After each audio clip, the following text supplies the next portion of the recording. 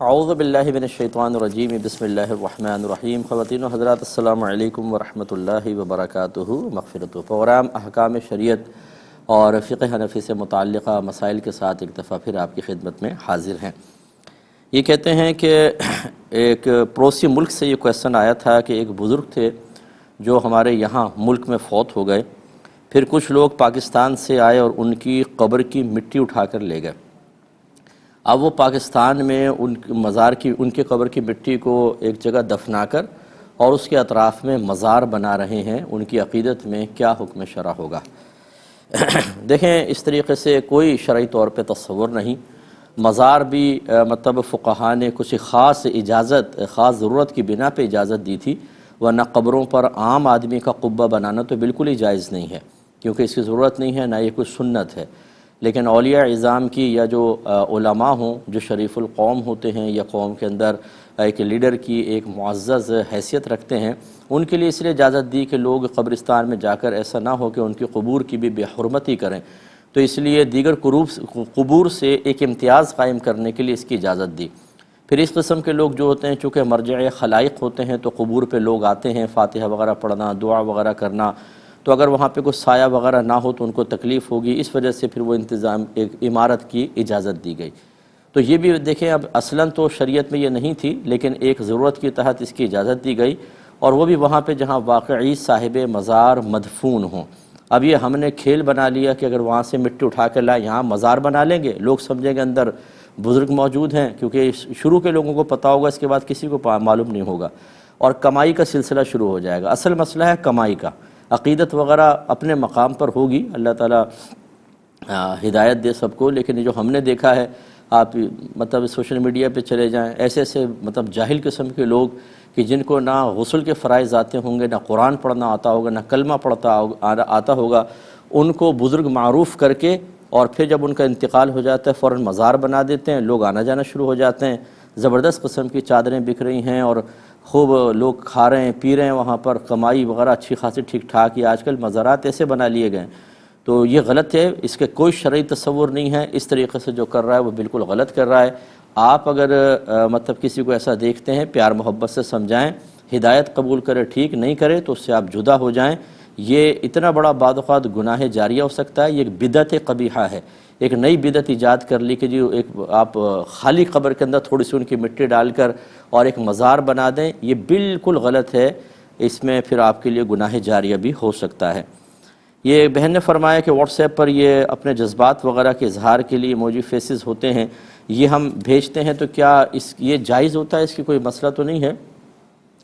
دیکھیں، جائز ہے، مطلب یہ کہ ایک کارٹون کی طرح ایک تصویر ہے، اور ڈیجیٹل کیمرے کے اندر اس کی اکثر فقہا نے اجازت مرحمت فرمائی، اپنی پکچر آپ بھیج سکتے ہیں، چاہے جائے کہ یہ تو ویسی اپنے جذبات کے اظہار کے لیے فیسز بنائے گئے ہوتے ہیں، تو بہرحال یہ جائز ہے، اس میں شرعاً کوئی حرج نہیں ہے، بھیج سکتے ہیں۔ یہ کہتے ہیں کہ اگر میرے بڑے بھائی یا بہنیں مجھ سے چارجر مانگیں کہ میں نے اپنا موبائل چارج کرنا ہے، اور مجھے پتہ ہے کہ وہ اس پہ الٹے سیدھے کام کریں گے، تو دینا شرعاً جائز ہے یا نہیں ہے؟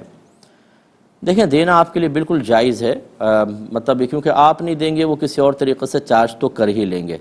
دوسرے ہے کہ آپ اگر ان کو دیں گے، چارجر دیں گے، اور وہ چارج کر کے اپنی بیٹری وغیرہ کے ذریعے اس چیز کو چلا رہے ہیں، اور آپ ان کے اس برے فعل سے راضی نہ ہوں، تو آپ کے لیے کوئی وبال نہیں۔ فی نفسی ہی چارجر دینا، اپنے موبائل کو چارج کرنا یا چارج کرنے دینا، اس میں تو شرعاً کوئی حرج نہیں ہے۔ آگے معاملہ جو کر رہے ہیں وہ خود غلط کر رہے ہیں، آپ اس میں راضی نہ ہوں تو آپ پر کوئی وبال نہیں ہوگا۔ اس کو یوں ہی سمجھ لیں جیسے آپ مکان یا دکان کرائے پر دیتے ہیں، تو کیا اس میں اگر کوئی دکاندار یا آپ کا کرایہ دار گناہ کرتا ہے تو کیا آپ کے اوپر ذمہ داری ہوگی؟ آپ ہی سوچے ہوئے گناہ کریں گے، پھر میں مکان دوں گا تو میں بھی ذمہ دار ہوں گا، تو آپ مکان کرائے پر نہ دیں، دکان کرائے پر نہ دیں۔ اسی طرح جو یہ ٹیکسی چلاتے ہیں، رکشے چلاتے ہیں، ان کے اندر جو سواریاں بیٹھتی ہیں، پھر انٹرویو لینا چاہیے، آپ کہاں جا رہے ہیں؟ گناہ والے کام تو کرنے نہیں جا رہے، کہ ایسا نہ ہو میں معاون بن جاؤں۔ اسی طرح باہر کے ملکوں میں خاص طور پہ بہت سے لوگ ٹیکسی چلاتے ہیں، تو کوئی کہتا ہے میں پب میں چھوڑ دو، گرجا گھر میں چھوڑ دو، تو کیا وہ ان کو بٹھانا چھوڑ دیں؟ اصل اصول یہ ہوتا ہے کہ اگر ایک کام فی نفسی ہی جائز ہے، یعنی کوئی دوسری چیزیں ہٹا دیں، یہ بالکل جائز ہے، لیکن پھر کسی دوسری چیز کی وجہ سے اس میں آپ کو قباحت نظر آ رہی ہو، تو آپ کا یہ کام کرنا جائز ہے۔ آگے کا عمل جو ہے وہ شخص کے ساتھ وابستہ ہے، وہ آپ کی ذمہ داری نہیں ہے، وہ جانے، اس کا کام جانے۔ ایک ہی کہتے ہیں کہ حیض میں حالت، بہن نے کسی نے پوچھا ہے کہ حالت حیض میں اگر دعا کرنی ہو تو کیا ہم سجدے میں جا کر دعا کر سکتے ہیں یا نہیں؟ دیکھیں کر سکتے ہیں، یہ حیت سجدہ کہلاتی ہے، حقیقتاً سجدہ نہیں ہے، کیونکہ سجدہ تو سجدہ تلاوت ہے، آپ نیت کرتے ہیں سجدہ تلاوت کی، سجدہ شکر کی کرتے ہیں یا نماز کے سجدے کی، یہ سجدے کی حالت بنانا ہے، حقیقتاً کوئی سجدہ نہیں جب تک کہ آپ اس کے ایک تعین نہیں کرتے۔ تو یہ ابھی دعا کے اندر سجدے میں جھک گئیں تو اس میں کوئی حرج نہیں ہے، یہ بغیر وضو کے بھی آپ صرف دعا کے لیے جھکنے میں حرج نہیں ہوتا۔ یہ کہتے ہیں کہ صدقے کا اگر ہم پیسہ کسی غیر مسلم کی جان بچانے کے لیے دینا چاہیں تو کیا دے سکتے ہیں کہ نہیں؟ دیکھیں صدقات دو طرح کے ہوتے ہیں، ایک صدقات واجبہ ہیں، ایک صدقات نافلہ ہیں۔ صدقات واجبہ جیسے زکوٰۃ ہے، فطرہ ہے، یہ چیزیں تو آپ مطلب مسلمان کو بھی جو مستحق نہیں ہوگا اس کو نہیں دے سکتے، جیسے سید ہیں کوئی یا مالک نصاب ہیں تو زکوٰۃ ادا نہیں ہوگی، غریب کو دے سکتے ہیں، چاہے تو پھر غیر مسلم کو دینے سے تو بالکل ہی ادا نہیں ہوگا۔ ہاں نفلی صدقہ جو ہے وہ آپ دے سکتے ہیں، لیکن اس کے لیے بھی آپ ضرورت دیکھیں، ہزاروں مسلمان بھی ہاسپٹلس میں چلے جائیں، اگر آپ کو نظر نہیں آ رہا تو میری نظر سے دیکھ لیں، ہزاروں مسلمان ایڑیاں رگڑ رگڑ کر بستروں پہ پڑے ہوئے ہیں اور اپنے بستر پہ اپنے عمر کے آخری حصے گزار رہے ہیں، یعنی ینگ ہیں لیکن ایکسیڈنٹ ہو گیا، دیگر چیزیں، انہیں بھی سرمایہ کی ضرورت ہے، تو ان کو آپ اگر دیں تو زیادہ بیسٹ ہے کہ جب تک مسلمان مستحق موجود ہوتا ہے غیر مسلم کا استحقاق نہیں ہوتا، چاہے اس کی جان جاری ہے، کیونکہ آگے بھی تو مسلمانوں کی جان جاری ہے، تو آپ کو صدقہ وہاں دینا چاہیے۔ ہاں اگر کوئی ایسا مسلمان آپ کے اطراف میں نہیں ہے یا آپ جانتے ہی نہیں ہیں، پھر گنجائش نکل سکتی ہے، وہ بھی اس صورت میں کہ آپ دیکھیں کہ وہ شخص اگر صحت پا جاتا ہے آپ کے پیسے سے تو کیا فائدہ ہوگا، کیا وہ ہدایت کی طرف آئے گا، کیا اس کے دل میں اسلام کی محبت پیدا ہوگی تو آئندہ زندگی میں اسلام کی مخالفت چھوڑ دے گا، یا اسلام کے دفاع کے لیے چاہے مسلمان نہ ہو لیکن اسلام کے دفاع کے لیے کوشش کرے گا، اس طرح کا کوئی پازیٹیو مقصد سامنے ہو تو پھر آپ کریں، ورنہ ویسے اس کو پیسہ خرچ کر کے صحت دلا کے آپ کیا کریں گے؟ یعنی کفری عبادت کے لیے آپ اس کو صحت دلوا رہے ہیں، اسے اگر وہ اسلام دشمن ہے تو اسلام دشمنی کے لیے صحت دلوانے کی کوشش کر رہے ہیں، اگر وہ فاسق و فاجر ہے، ایمان بھی نہیں لایا، فاسق و فاجر بھی ہے، گناہوں پر اس کو دلیر کرنے کے لیے اور قائم رکھنے کے لیے آپ اس کی مدد کر رہے ہیں، مقصد کیا ہے؟ مطلب یہ ہمیں اچھی طریقے سے اس پر بھی نظر رکھنی ہوگی۔ یہ ایک مزید آفر کویسچن تھا کہ ایک دوست ہیں، پولٹری فارم ہے ان کا، مرغیوں کا بزنس کرتے ہیں، انہوں نے مجھے آفر کی ہے کہ آپ میرے کاروبار میں انویسٹمنٹ کریں تو میں آپ کو 5 سے 15% تک نفع دوں گا، تو کیا میں ان کے ساتھ انویسٹمنٹ کر سکتا ہوں کہ نہیں؟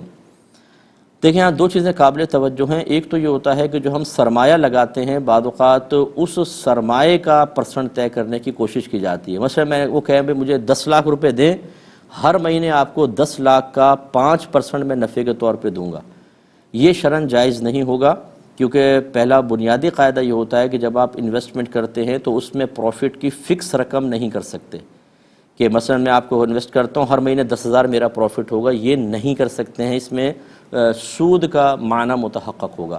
اب اگر آپ نے جو انویسٹمنٹ کی ہے اس رقم کا کوئی پرسنٹ طے کیا جائے تو وہ فکس اماؤنٹ ہی ہوگا، اگر آپ 5% کہتے ہیں 1 لاکھ کا تو لازم سی بات ہے کہ اتنا ہی ایک اماؤنٹ، ایک فکس اماؤنٹ ہر مہینے ملے گا، اور یہ تو منع تھا، اس لیے جو سرمایہ لگاتے ہیں آپ اس کا پرسنٹ طے نہیں ہوتا، بلکہ یوں طے کرنا ہوگا کہ آپ انویسٹمنٹ کریں، ہم مہینے کے آخر میں 3 مہینے کے بعد یا 6 مہینے کے بعد حساب کتاب کریں گے، جتنا پروفٹ ہوگا اس پروفٹ کا 5 سے 15% آپ 5% آپ کا، یہ 15% یوں۔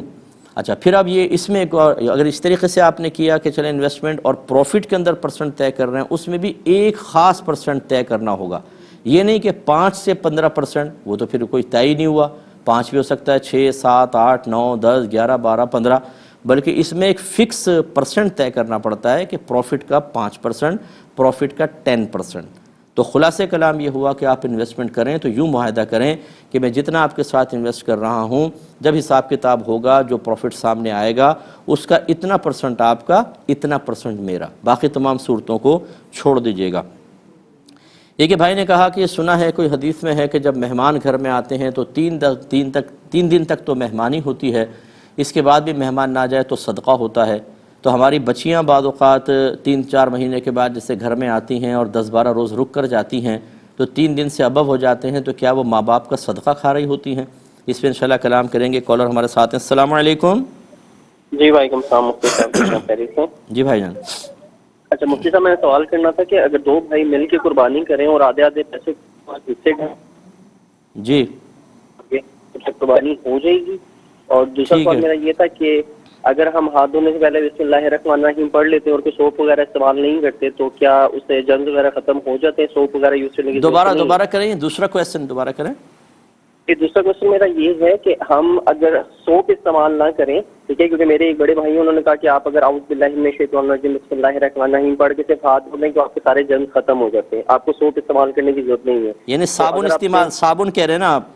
ہاں جی، صابن استعمال نہ کریں۔ ہاں، تھوڑا سا مجھے وہ ڈاؤٹ ہو رہا تھا۔ ٹھیک ہے، وہ بھائی کیا کہہ رہے ہیں؟ صابن استعمال نہ کریں، بسم اللہ پڑھ کے نہ ہو، جراثیم مر جائیں گے۔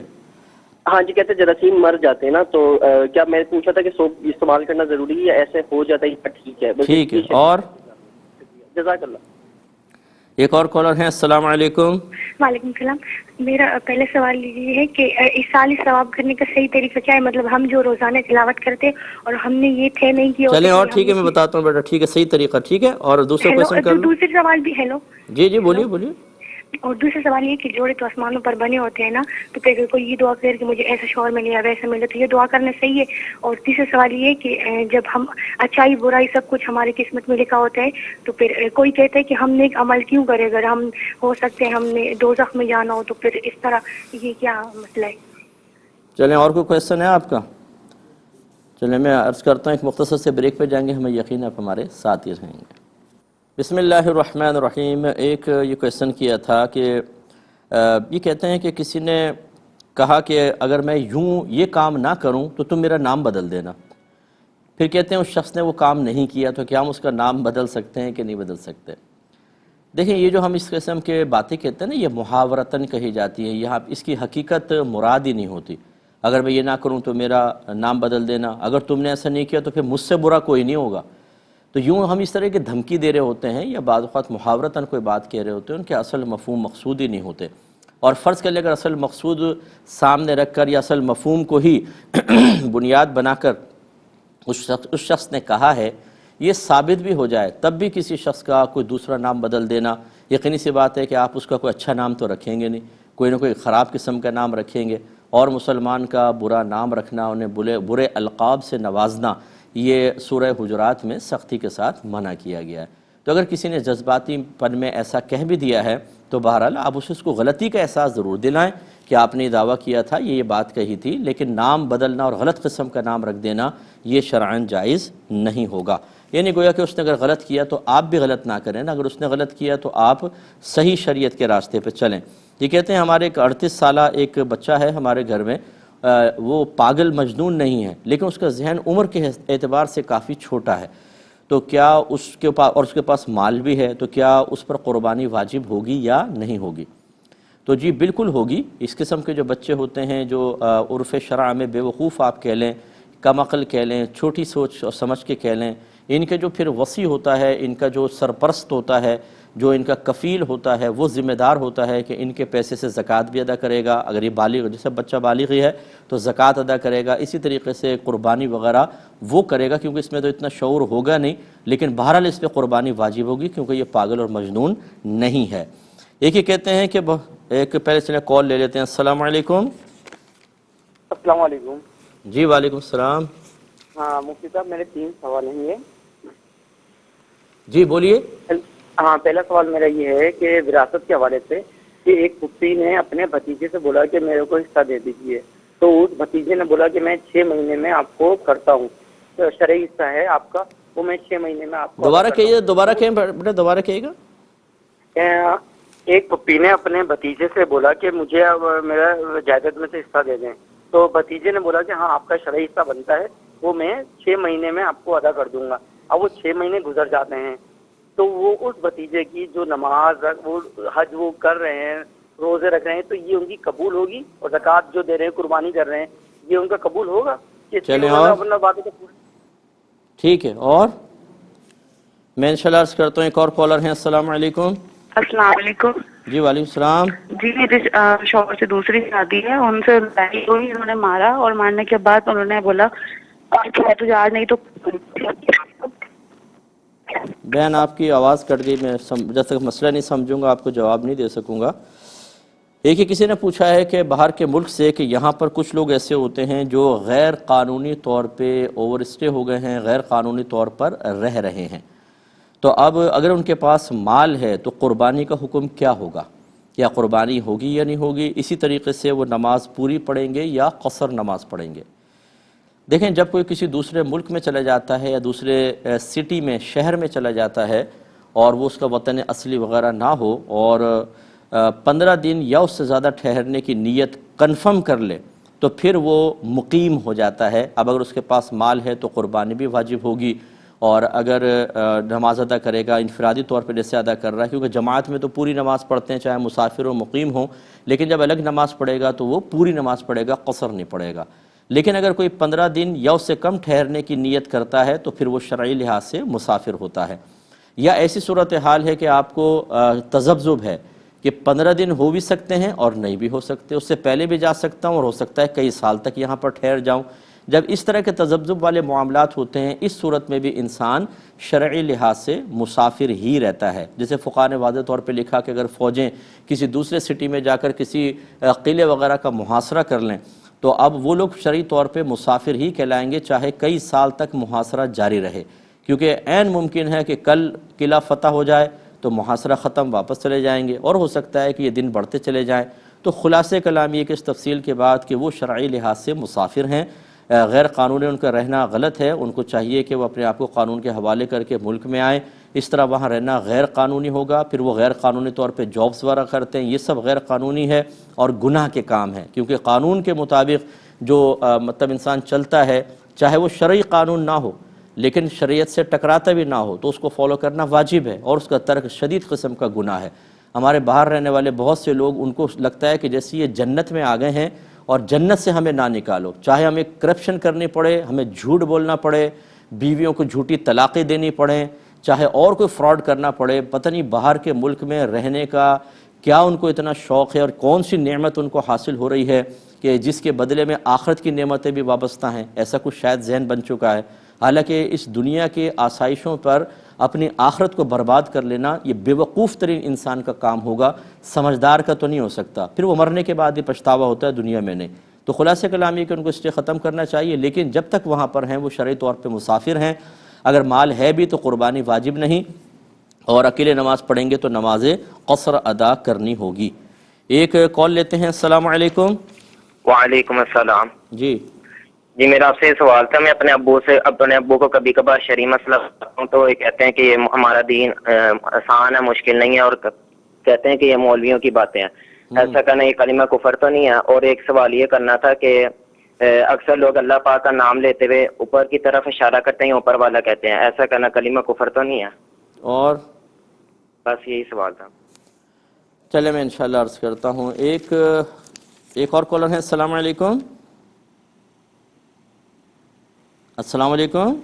وعلیکم السلام۔ جی بھائی جان، میرا سوال ہے کہ ہم قربانی کر رہے ہیں اور کسی اور گھر میں جو ہے نا گائے ہے، اس میں پتی ڈالی ہے، تو قربانی ہے گھر والوں کی یعنی کہ عورتوں کی، تو اس میں مطلب ان کو ساتھ لے کے جانا پڑے گا گائے کے اوپر ہاتھ پھیرنے کے لیے، یا کہ مرد ہی ان کی مطلب طرف سے پھیر سکتا ہے؟ چلے بھائی جان بتاتا ہوں، ٹھیک ہے۔ ایک ہی ابھی کے کوشچن لے لیتے ہیں، پھر انشاءاللہ اور پھر کوشچنس کی طرف دوبارہ آئیں گے اگر ٹائم بچے گا۔ تو انہوں نے کہا کہ اگر دو بھائی مل کر ایک قربانی کرتے ہیں، جیسے گائے کرتے ہیں، تو ویسے تو اس میں 7 حصے ہوتے ہیں، لیکن 2 بھائی کریں تو کیا کر سکتے ہیں کہ نہیں؟ دیکھیں بالکل کر سکتے ہیں۔ وہ یوں کہیں کہ یہ ہم 2 بھائیوں کی گائے، بس حصے یوں نہ کریں کہ 3.5 تیرے 3.5 میرے، اگر یوں کریں گے تو پھر ایک حصے میں تو دونوں شریک ہوں گے، 3 اس کے 6 اور 7ویں حصے میں دونوں شریک کہلائیں گے اگر زبان سے آپ نے کہا، ورنہ آپ کہیں کہ اس گائے میں ہم دونوں شریک ہیں، ہو جائے گی، لیکن حصے نہ کریں۔ یا پھر یوں کر لیں، حصے اگر کرنا چاہتے ہیں کہ بھئی 3 تیرے اور 4 میرے، پورا حصہ منسوب کریں، پھر ٹھیک ہوگا۔ لیکن اگر کوئی حصے منسوب نہ کریں، بس یوں کریں پوری گائے ہم دونوں کی طرف سے، تو قربانی ہو جائے گی۔ ایک انہوں نے کہا کہ ان کے جو بھائی ہیں وہ مطلب اس دور کے وصف اجتہاد پر کے حامل ہونے کا انہوں نے اظہار کیا کہ صابن استعمال کرنے کی کوئی ضرورت نہیں ہے، تم بسم اللہ الرحمن الرحیم پڑھ کر اپنے بدن پہ پانی بہاؤ تو تمام جراثیم مر جائیں گے۔ دیکھیں اس طرح حسن ظن قائم کر کے اور لوگوں کو بیماریوں کی طرف اور پریشانیوں کی طرف لانا یہ بالکل شرعاً جائز نہیں۔ آپ کے بھائی جب بیمار ہوں تو ان کو کہیں کہ آپ کوئی دوا نہ کھائیں، بسم اللہ پڑھ کے پانی پئیں، شفا اللہ تعالیٰ دے گا۔ بسم اللہ پڑھ کے اپنے پر پھونک مار لیں، سارا جراثیم تو ویسے ہی مر جائیں گے، اور اکثر یہ جراثیم کی بیکٹیریاز کی وجہ سے یہ بیماریاں ہوتی ہیں۔ کیوں نہیں کورونا وائرس کے مریضوں کے پاس ان کو لے جاتے اور کہتے کہ بھائی بسم اللہ پڑھ کے پھونکے مارو، سارے جراثیم مر جائیں گے؟ کیا فائدہ ان کے علاج وغیرہ کرنے کا؟ ایسی بیوقوفیاں کر رہے ہیں، اتنی ویکسین منگانا، پھر یہ کرنا، پھر ڈوزیں لگانا۔ یہ ان سمجھدار بھائی جان کو لے جائیں۔ تو خلاصہ کلام یہ ہے کہ اگر بھائی جان بھی مجھے سن رہے ہیں تو ناراض نہ ہوں، اور اس قسم کے کئی بھائی جان سن رہے ہیں تو خدا را آپ سے بھی میری گزارش ہے کہ اپنے اس طرح کے جذبات کو کہ جس پہ خود آپ عامل نہ ہوں، ایسے دعوے کہ جن کو بوقت ضرورت خود آپ ان پر عمل پیرا نہ ہوں بلکہ راہ فرار اختیار کر کے دنیاوی وسائل اختیار کریں، انہیں لوگوں میں عام نہ کریں۔ اس طرح لوگ بیچارے پریشان ہوتے ہیں، کوئی جوش میں آ کر آپ کے اس بات کو سن کر ہو سکتا ہے کہ کوئی دوا وغیرہ استعمال نہ کرے، مر گیا تو وبال آپ پر بھی ہوگا۔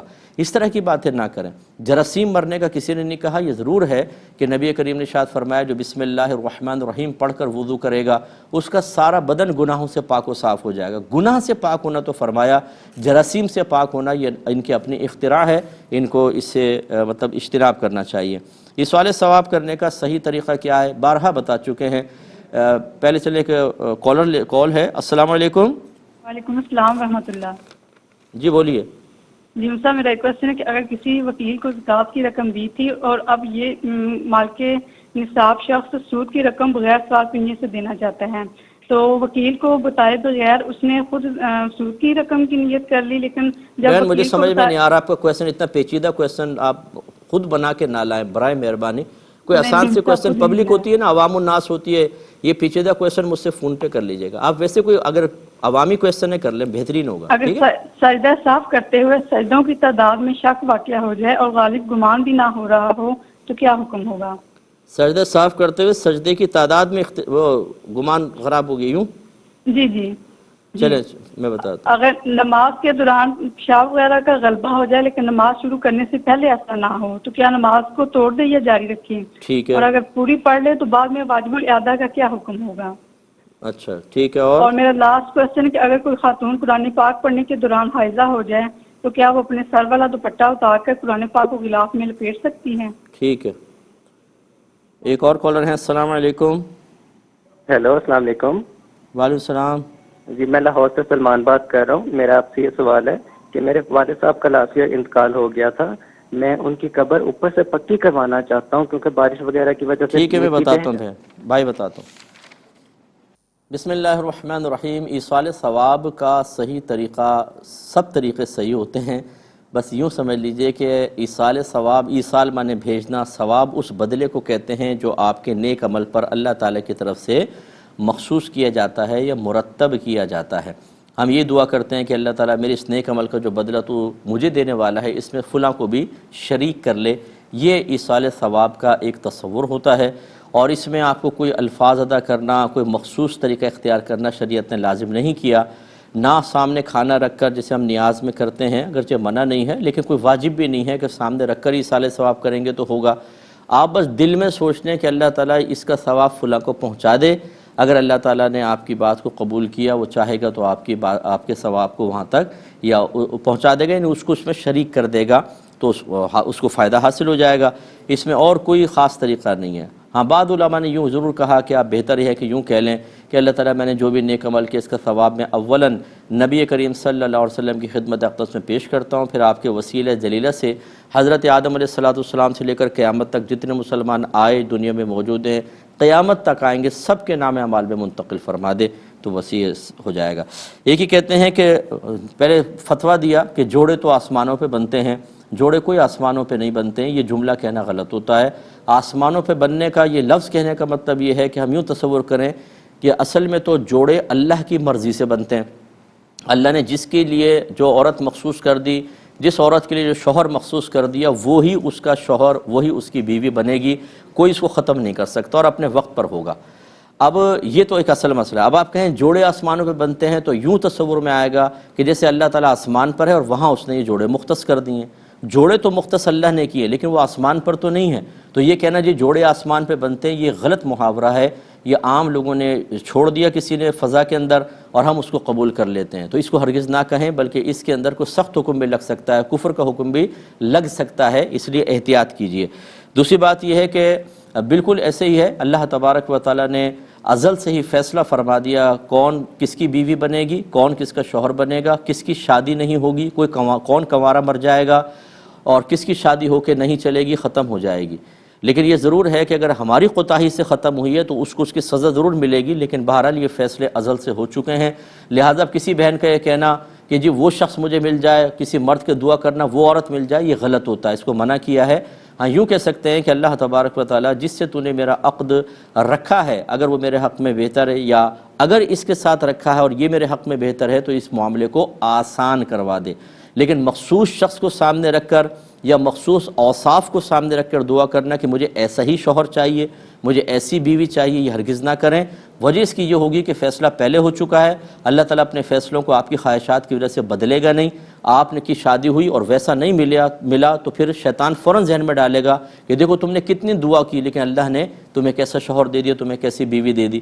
حالانکہ وہ تو اپنے فیصلے نہیں بدلتا نا، لا مبدل لکلمات اللہ، لا تبدیل لکلمات اللہ، اللہ کے کلمات تبدیل نہیں ہوتے، اللہ کے کلمات کو کوئی بدلنے والا نہیں ہے۔ ہم پہلے شریعت سیکھتے نہیں ہیں اور چاہتے ہیں کہ اللہ تعالیٰ ہماری مرضی کے تابع ہو جائے۔ معاذ اللہ یوں تصور بن گیا ہے یا یوں ہماری حرکات ظاہر کر رہی ہیں کہ جیسے ہم اس کے بندے نہیں ہیں، وہ مطلب یہ کہ معاذ اللہ ہمارا ماتحت ہو گیا، اس لیے ہماری ہر دعا قبول ہونی چاہیے ورنہ ہم ناراض ہوں گے۔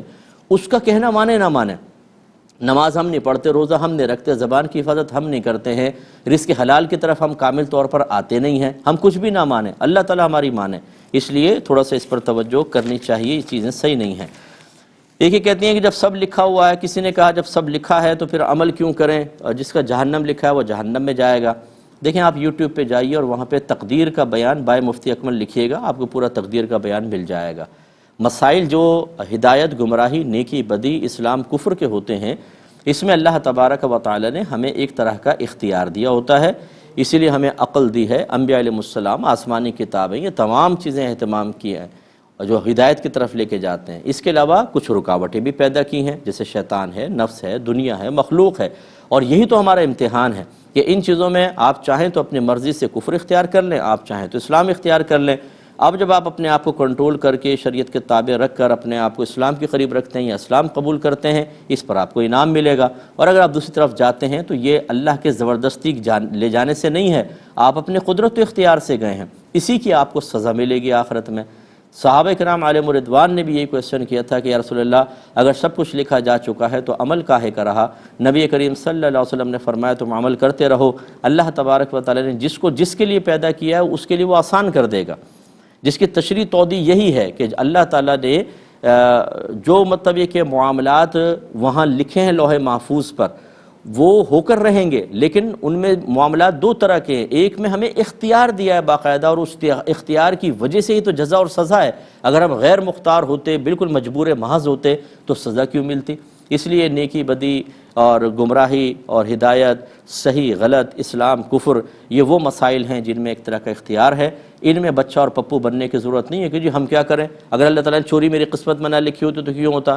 ایسے شخص کو اگر ایسے کوئی عقیدہ رکھتا ہے تو پھر چور کو کیوں پکڑتے ہیں آپ؟ اس کی قسمت میں چوری تھی، اس نے چوری کر لی، لے گیا آپ کا مال، تو پھر کیوں آپ ناراض ہوتے ہیں؟ تو یہ بالکل غلط چیز ہوتی ہے، اس میں یہی حکم شرع جو میں نے عرض کیا ہے۔ یہ کہتے ہیں کہ ایک پھپھی تھی، انہوں نے اپنے بھتیجے سے کہا مجھے وراثت میں سے حصہ دو، ان کا بنتا ہوگا۔ اس نے 6 مہینے کا وعدہ کیا لیکن 6 مہینے گزرنے کے باوجود نہ دیا، تو جس نے نہیں دیا کیا اس کے نماز، روزے، قربانی، حج وغیرہ مقبول ہوگا؟ دیکھیں بعض گناہ ایسے ضرور ہیں جن میں نبی کریم صلی اللہ علیہ وسلم کی طرف سے عبادات کی عدم قبولیت کی طرف اشارہ ہے، جیسے جس نے اپنی ماں کو ناراض کیا، ایک روایت میں ہے وہ اس کو راضی کر لے، اگر راضی نہیں کرے گا تو اللہ تعالیٰ نہ اس کا فرض قبول کرے گا نہ اس کا نفل۔ تو یوں ایسے بعض گناہ ہیں، لیکن ہر گناہ کے بارے میں ایسا نہیں ہے کہ اس کے اعمال مقبول نہیں ہوں گے۔ کسی کا پیسہ دبا لیں گے، اعمال اپنی جگہ پر ہیں، یعنی اس کے جو نیک اعمال ہیں ان کی قبولیت عدم قبولیت اللہ کی مشیت پر موقوف ہے۔ یہ ہم حکم نہیں لگا سکتے کہ چونکہ وہ پھپھی کو حصہ نہیں دے رہا تو جب تک نہیں دے گا اس کی تمام عبادات برباد، ایسا نہیں ہے۔ لیکن یہ کہنے کا مقصد ایسے لوگوں کی حوصلہ افزائی بھی نہیں ہے۔ جب آپ ایک مال دینا ہے تو فوراً سے پیشتر دینا، آپ نفع اٹھاتے رہیں۔ جیسے بعض اوقات ایسا ہوتا ہے کہ 4 بھائی ہیں، 2 بھائی ایک مکان میں رہ رہے ہیں، والد صاحب کا انتقال ہے، وہ کہتے ہیں اب یہ مکان اگر ہم تقسیم کر دیں گے ہم کہاں جائیں گے؟ یعنی کس قدر یہ مطلب سیلفش پن ہے، آپ اندازہ کریں کہ اپنی اغراض آپ دیکھ رہے ہیں، دوسرے بھائیوں کو حصہ نہیں مل رہا، کوئی مسئلہ نہیں ہے، ہم کہاں جائیں گے بھائی، آپ کہیں پر بھی جائیں، یہ اس کا حق ہے، اگر وہ مطالبہ کر رہا ہے تو آپ کو دینا ہوگا۔ ہاں اگر وہ مطالبہ نہ کریں، وارث کہیں چلو ٹھیک ہے آپ رہو، جب تقسیم کرنا ہوگا کر لیں گے، تو پھر تو آپ رہ سکتے ہیں، ورنہ یہ کہنا جی ہم کہاں جائیں گے، تو آپ کرائے کے مکان میں جائیے، ان کا حصہ ان کو دیجئے۔ تو یہ چونکہ اب بڑی معذرت کے ساتھ میں جملے کہتا ہوں، بعض لوگ ناراض ہو جاتے ہیں، یہ اصل میں وائرس منتقل ہوتا ہے ماں باپ کی طرف سے۔ وہ بچوں کی دینی تربیت نہیں کرتے، انہیں نہیں پتہ ہوتا کہ بچوں کی روحانی تربیت کیسے کرنی ہے، ان کو علم کیسے سکھانا ہے، گناہوں کی معرفت کیسے دلوانی ہے۔ وہی چند مخصوص چیزیں، ایمان مفصل، ایمان مجمل، ناظرہ قرآن، 6 کلمے یاد کروا دیے، تھوڑی سی نماز، ہمارا فرض ادا ہو گیا۔ تھوڑے سے اخلاقیات سکھا لیتے ہیں، بیٹا کسی کے گھر جائیں تو دیکھو چیز نہیں مانگتے ہیں، ابا جان پوری زندگی میں 2-4 مقولے ہوتے ہیں جو بچوں کو سکھا دیتے ہیں، وہی بچے ذکر کرتے رہتے ہیں، ہمارے ابا جان کہا کرتے تھے یہ نہ کریں، ہمارے ابا جان کہا کرتے تھے یہ نہ کریں۔ وہ 2-4 چیزیں ہوتی ہیں، باقی شریعت کس چیز کا مطالبہ کر رہی ہے وہ تو ماں باپ کو سمجھنا چاہیے نا، وہ تو آپ ذمہ داری پوری کریں۔ اولاد ہمارا کہنا نہ مانے تو ہمارے موڈ آف ہو جاتے ہیں، ہم اللہ کا نہ مانے، شریعت کے نہ مانے، کوئی مسئلہ نہیں ہے، یہ غلط چیز ہے۔ یہ جتنے مسائل پیدا ہوتے ہیں اوپر سے چونکہ تربیت نہیں ہوتی، علم نہیں سکھایا گیا ہوتا، ماں باپ اپنی حقیقتاً ذمہ داری پوری نہیں کر رہے ہوتے، اولاد لڑتی ہے، خرابی میں مبتلا ہوتی ہے۔ اور میں اکثر آپ کو سمجھا چکا ہوں، ناراض مت ہویا کریں میری بات کا، میں بالکل صحیح بات آپ کو کہتا ہوں آپ کی ہمدردی میں۔ جو ماں باپ اپنے بچوں کی دینی تربیت نہ کریں، اس کے بعد بچے بالغ ہونے کے بعد جتنی خطائیں اس عدم تربیت کی بنا پر اور جو انہوں نے علم نہیں دیا اس کی کم علمی کی وجہ سے کریں گے، اس کا وبال ماں باپ پر بھی ہوگا۔ یہ اچھی طرح یاد رکھیں، یہ آسان نہیں ہے شادی کر کے بچے پیدا کر کے اور ان سے نفع حاصل کرنا، کہ آپ نے کہا بچے پیدا ہوئے ماشاءاللہ پڑھا لیا، سب کی شادیاں ہوں گے، اپنے گھر میں سیٹ ہیں۔ اب ذرا آخرت کی فکر بھی کر لیجیے گا، گھر میں تو سیٹ ہیں لیکن اگر آپ کی تربیت نہیں کی تھی، آپ نے علم نہیں سکھایا تھا، جتنے گناہ کرتے رہیں گے وہ بھی گناہ گار اور آپ کے نام اعمال میں بھی گناہ لکھا جائے گا، اس لیے تربیت لازم ہے۔ یہ کہتے ہیں کہ میں اپنے ابو کو جب کوئی شرعی مسئلہ بتاتا ہوں وہ کہتے ہیں بھئی دین تو بہت آسان ہے اور یہ مولویوں کی باتیں ہیں، ایسا کہنا کفر ہے؟ دیکھیں احتیاطاً ان کو تجدید ایمان اور تجدید نکاح تو کروانا چاہیے، لیکن جو والد صاحب شریعت کی بات سننے کے لیے تیار نہ ہوں وہ کیا تجدید ایمان اور کیا تجدید نکاح کریں گے، وہ تو اور صراحتاً کلمات کفر کی طرف آ جائیں گے۔ تو ایسے لوگوں کے لیے دعائی کریں اور کچھ نہیں۔ جب والدین کی یہ حالت ہے آپ بتائیے اولاد تو کیا بیچارے سکھائیں گے؟ یہ کہنا دین بہت آسان ہے، میں اکثر کہتا ہوں کہ اچھا چلیں ہم تو مشکل دین بیان کر رہے ہیں نا، ایسے لوگوں کو بٹھایا جائے اور کہا جائے نکالو قرآن و حدیث سے آسان دین، جو مولوی نے چھپا لیا تھا اور آپ کو اللہ نے بتا دیا وہ نکال کر بتا دو تاکہ اس دین پر عمل کریں، پھر زبانیں بند ہو جائیں گی، پھر آتا جاتا کچھ ہے نہیں۔ لیکن دین کے معاملات میں ایسی باتیں کرنا، اپنے بچوں کو یہ گمراہ کرنا ہے یا ہدایت دینا ہے، اندازہ کریں۔ تو اس لیے ایسے والدین برا نہ مانیں اور خدا را اپنی اولاد کو نیکی کے راستے پر لائیں۔ اب چونکہ وقت ختم ہو گیا، کچھ کویسچن اس پروگرام کے باقی ہیں، میں کل انشاءاللہ ان کو شامل پروگرام کروں گا۔ اس وقت تک کے لیے اپنے میزبان کو، ہماری کیو ٹی وی کی پوری ٹیم کو اجازت مرحمت فرمائیں۔ آپ ہمارے لیے دعا کیجیے، ہم آپ کے لیے دعا گو ہیں کہ اللہ تعالی ہم سب کو اپنی اولاد کے لیے علم دین خود سیکھ کر، رول ماڈل بن کر، ان کی اچھی تربیت کرتے ہوئے وہ علم ان تک منتقل کرنے کی توفیق عطا فرمائے، آمین۔ وآخر دعوانا ان الحمدللہ رب العالمین۔